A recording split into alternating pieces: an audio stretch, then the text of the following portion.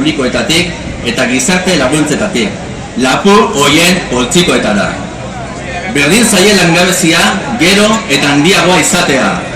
Euren etxeetatik jendea kaleratzen dutela ikustea. Gehien behar dutenentzako gero eta diru gutxiago izatea. Garbi adierazi dute noren eta zeren alde dauden. Nahikoa da, ez digute ziririk sartuko. Zerbitzu publikoetako langileon eta euskal jendartearen gehiengoaren aldarrikapenak oso zehatzak dira.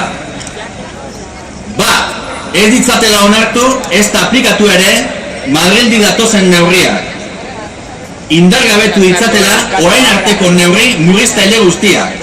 Dekretu bidez zerbitzu publikoetan, sektore desberdinetan ezarritakoak, aurrekontuen bidez egindakoak.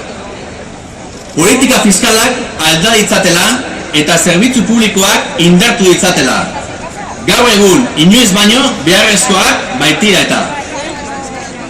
Bertan lan egiten dugulako, bertan erabaki nahi dugu.